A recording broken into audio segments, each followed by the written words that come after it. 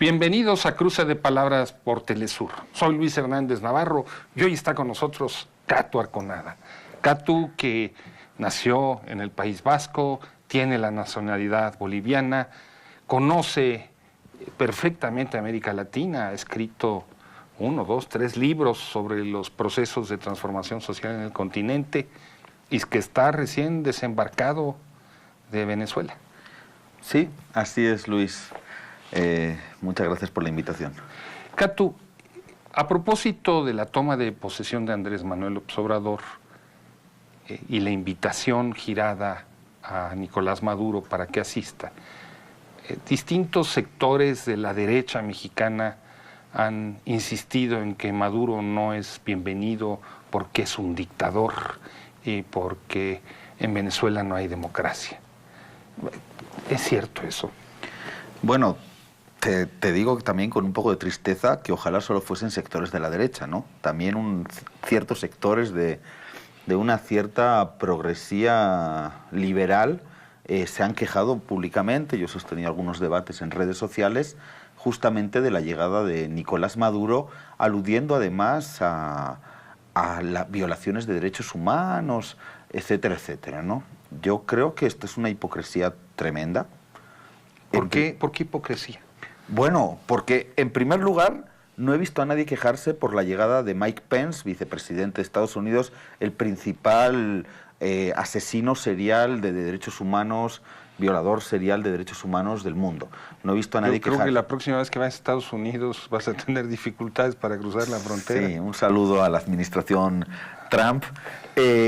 Tampoco he visto a nadie quejarse por la llegada del uribista Iván Duque, presidente de Colombia, ¿no? Porque ni siquiera estamos hablando de que Estados Unidos, que es el vecino del norte, estamos hablando de que si miramos hacia Sudamérica y en este caso hacia Venezuela, tenemos un país al lado, como es Colombia, donde cada día están desapareciendo a líderes sociales, donde llevamos como 150 líderes sociales asesinados desde la firma de los acuerdos de paz, y no hay nadie que proteste por esta llegada. Yo creo. Pero ahí hay una democracia, ¿no?, en Colombia.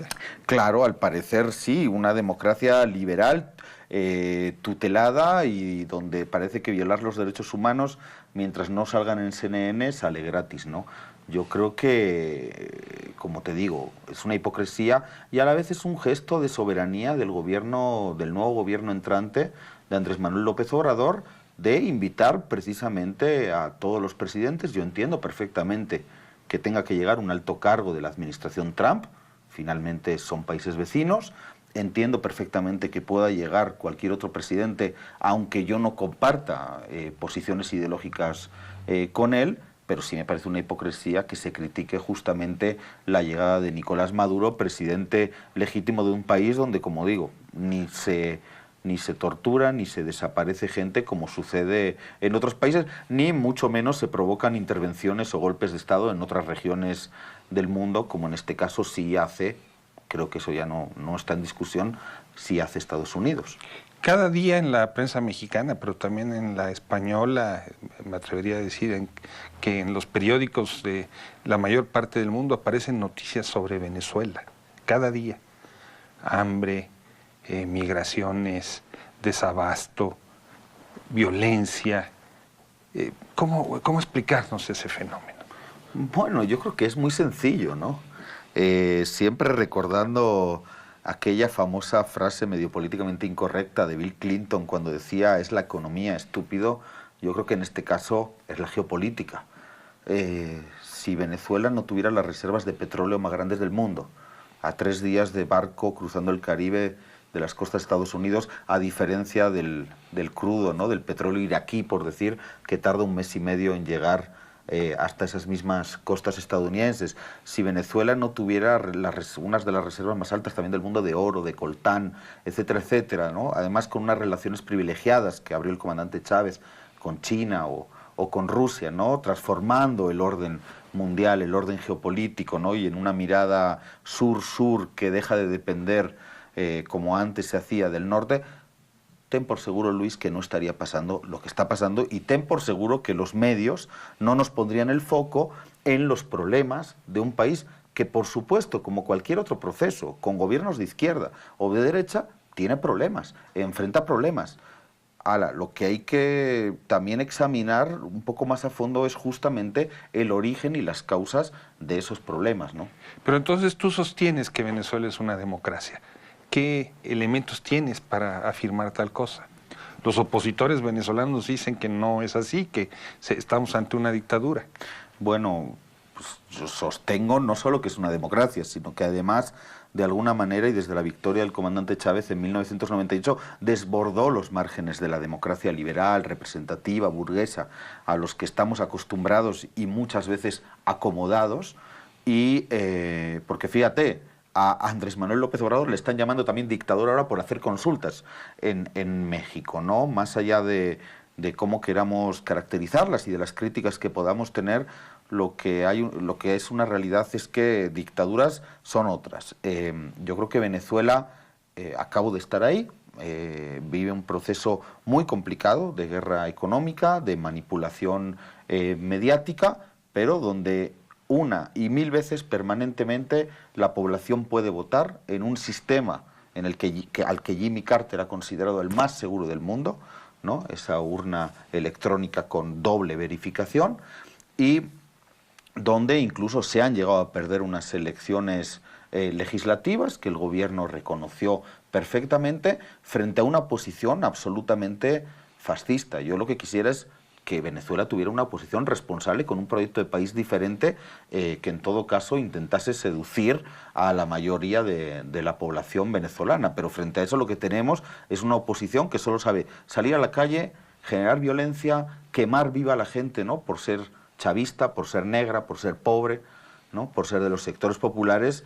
Y yo creo que ante esa situación realmente uno solo puede ponerse del lado de donde está la mayoría social y también del lado del gobierno que encabeza Nicolás Maduro. Hace un par de años daba la impresión de que esa oposición estaba a unos metros de tomar el poder. ¿Es eso verdad ahora?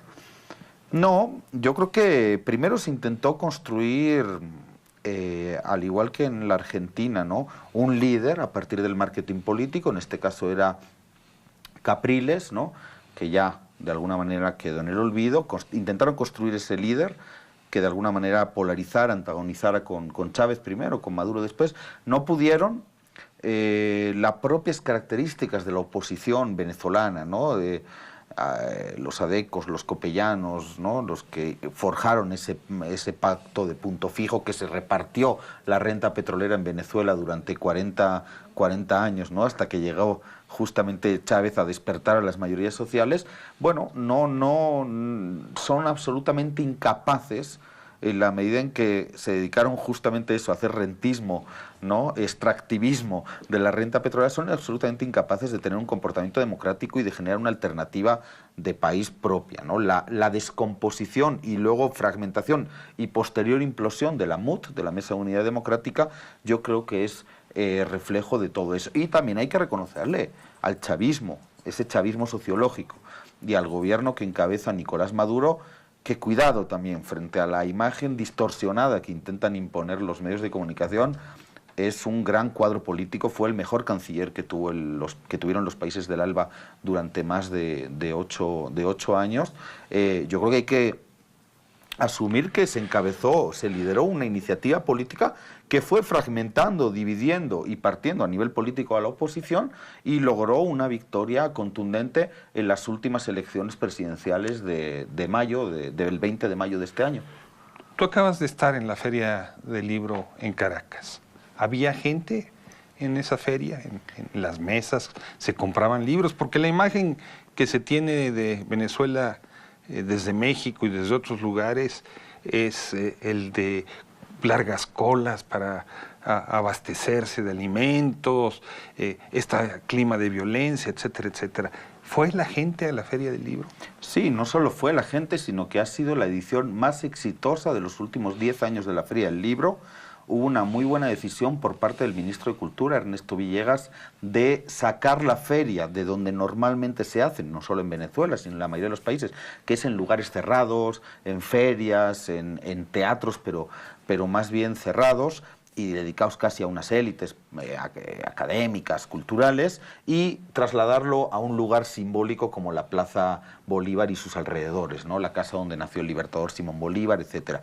Yo lo único que he visto es miles y miles de personas, y ahí está también mi Twitter, que hay reflejo de eso, pero las redes sociales del Ministerio de Cultura, de la propia Filben, donde puedes ver a miles de personas participando de espectáculos culturales, de presentaciones de libros simultáneas, con un país, en este caso invitado como era Turquía, ¿no? Con su gobierno también trasladando la cultura y la literatura tan rica, turca en este caso, ¿no?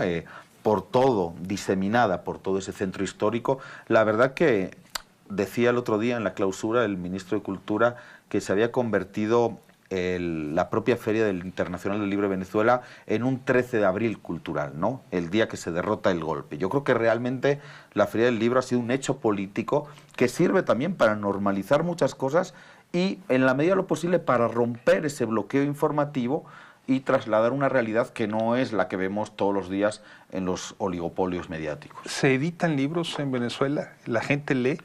Se editan más que nunca. Yo me he venido con, no sé, en torno a unos 15 libros, una edición... Pero eso es porque eres adicto a... Bueno, claro. Eres bibliómano. Claro, compro libros que luego no tengo tiempo de leer, pero igual los compro. Pero compré libros, me regalaron una edición facsímil muy bonita del Correo del Orinoco, porque se hizo una proeza también que fue trasladar la imprenta, la primera imprenta que tuvo Bolívar, con la que creaba el Correo del Orinoco para hacer frente a la Gaceta de Caracas, que era la que defendía los intereses de la corona española, y teníamos allá la imprenta de Caracas y la imprenta de Bolívar, y también de alguna manera nos llevamos la edición de los primeros correos del Orinoco que imprimió el Libertador. ¿Te parece, Gatu, si vamos a una pequeña pausa? Y ustedes, amigos, amigas, no se despeguen de sus pantallas, volvemos en muy breves instantes.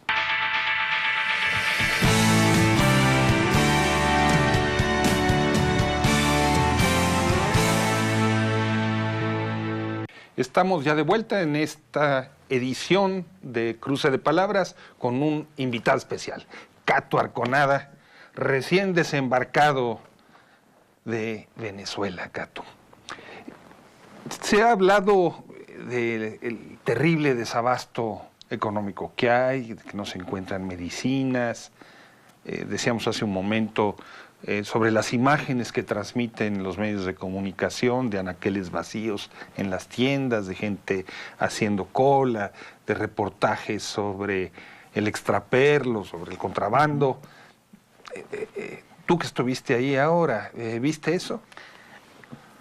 Primero debo decir que he notado un cierto respiro con las últimas medidas impulsadas por el gobierno de Nicolás Maduro, también la introducción del bolívar soberano y el manejo del famoso petro, la criptomoneda, pero también es cierto que sigue habiendo, obviamente, una situación muy complicada económicamente. Lo que hay que examinar es cuáles son los motivos para esta situación. Los motivos, lo que se dice es que hay un manejo patrimonial de la economía, estatizado, que no se respeta las leyes del mercado y que el mercado entonces está castigando a ese país con el látigo de su desprecio. Bueno, claro, si por mercado, así, mercados en abstracto, entendemos a unas élites económicas transnacionales que dictan las reglas y la financiarización de la economía mundial, claro, probablemente es cierto, ¿no? Igual que como comunidad internacional entendemos muchas veces o se entiende por detrás la decisión de los Estados Unidos y de la Unión Europea, ¿no?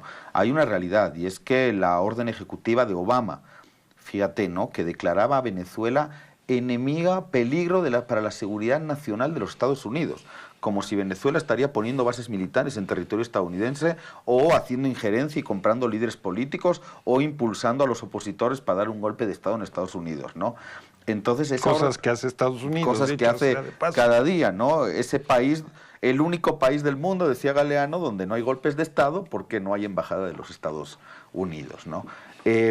Fíjate, en marzo del 2015, en marzo del 2013 muere el comandante Chávez, en marzo del 2015 se firma esa famosa orden de Obama que sobre todo ataca tres elementos o tres ángulos. El primero es en la medida en que coloca a Venezuela como un peligro para la seguridad nacional, coloca las transacciones financieras de Venezuela al mismo nivel que transacciones financieras de organizaciones terroristas como el Estado Islámico, el ISIS, y con la capacidad de bloquear cualquier transacción que Estados Unidos desee. O sea, si alguien desea mandarme un giro desde Venezuela, no se puede hacer. De hecho, sí.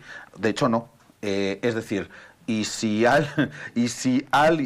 tú quieres mandar un giro a Venezuela, también puedes tener problemas, incluso aunque sea por medio de un banco mexicano, ¿no? Ese es el primer ángulo de este ataque multidimensional. El segundo, y bloqueo económico. El segundo ángulo es la cuestión de la deuda. Resulta que las principales calificadoras, ¿no? Standard & Poor's, Fitch Rating y Moody's se ponen de acuerdo y colocan el riesgo país, la deuda y el riesgo país de Venezuela, a pesar de que Venezuela no ha dejado de honrar un solo día su deuda externa, solo en 2016 pagó 6.000 millones de dólares en deuda externa, a pesar de que Venezuela no ha dejado de pagar ni un solo día su deuda, colocan el riesgo país de Venezuela al mismo nivel que el de países africanos en conflicto. ¿Qué logran con esto? Ahuyentar cualquier posible inversión. Y finalmente, esa misma orden ejecutiva comienza a bloquear la compra, por medio de las transacciones financieras, la compra de medicinas y alimentos.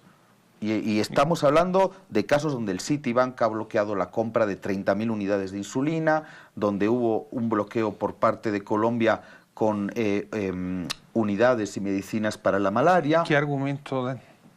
No, ninguno, que es una decisión a partir de la Unidad de Inteligencia Financiera de los Estados Unidos, que obviamente a los bancos estadounidenses obliga a hacer esto.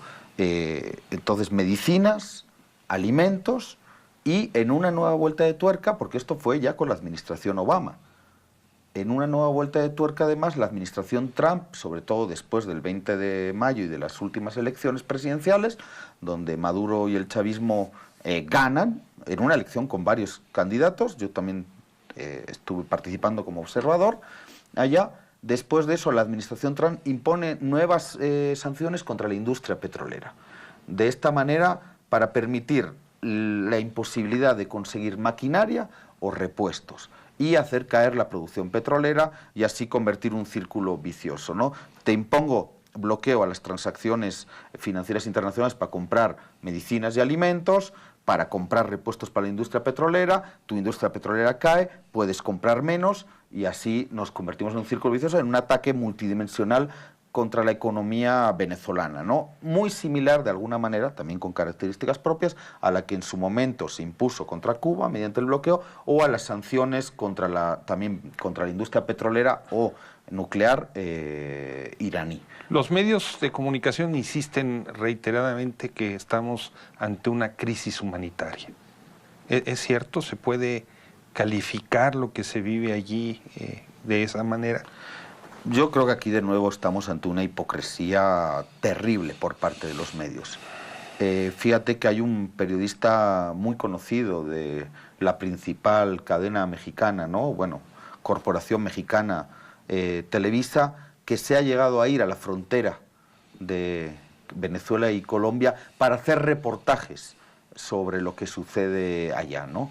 Ignorando dos hechos. En primer lugar, una hipocresía porque México, que es un país que ahora se ha puesto en el foco de atención por la caravana migrante y por la violación de los derechos humanos de los hermanos centroamericanos, nadie, absolutamente nadie, ningún medio de comunicación grande y transnacional o nacional se ha preocupado de informarse o de ir a Honduras justamente a ver cuáles son las causas. Un país que dio un golpe de Estado militar en 2009 contra Mel Zelaya, que dio un golpe electoral en las últimas elecciones, reconocido hasta por la OEA y la Unión Europea. No hay más que leer el informe de observación electoral, que habla de manipulación informática, de las actas, etcétera, etcétera.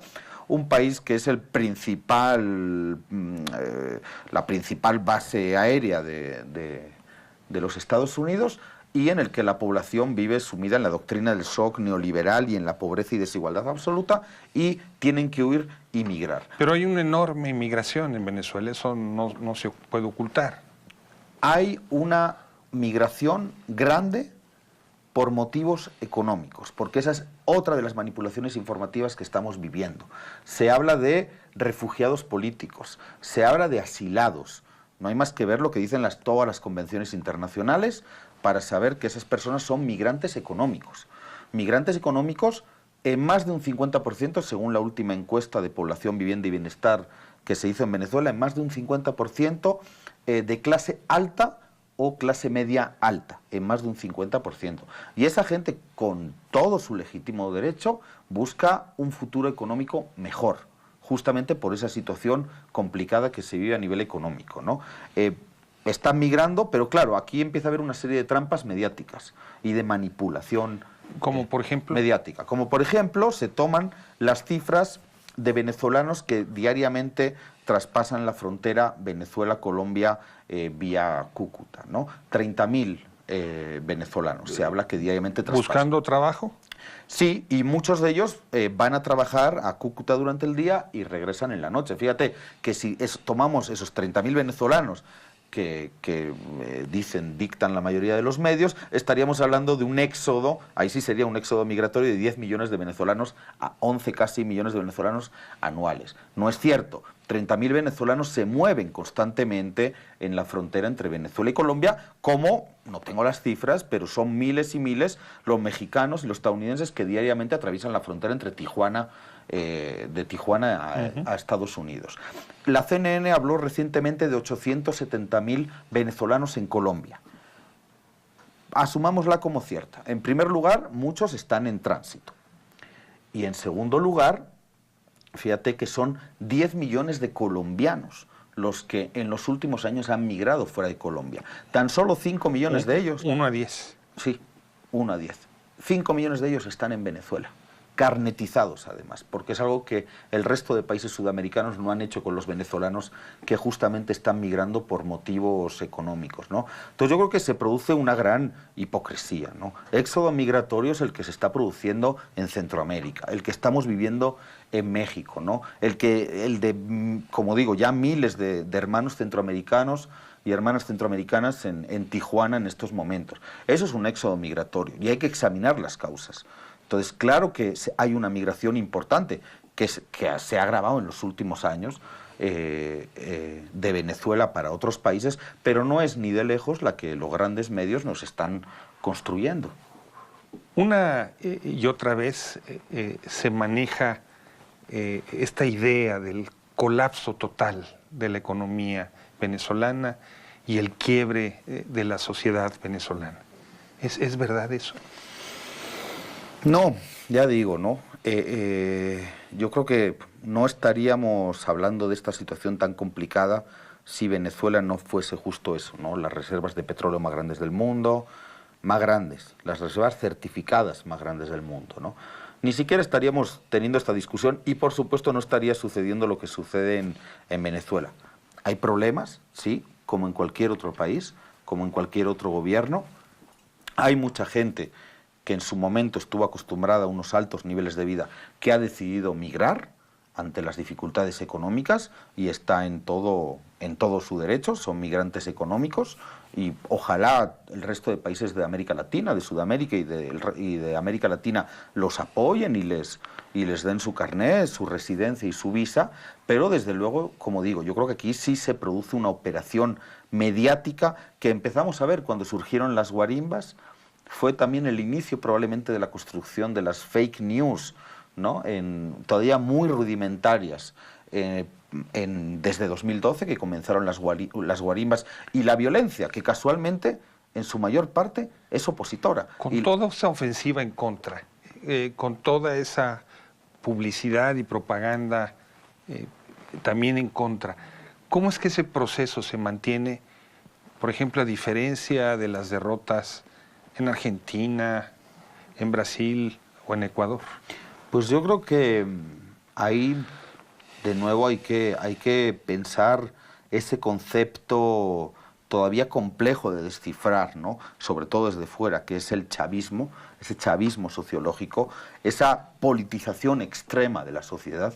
A mí en 2003, en un barrio muy popular de Caracas, en mi primera visita, 23 de enero, La Cañada, los compañeros allá me decían: Chávez nos dio la dignidad, Chávez nos hizo recuperar la dignidad.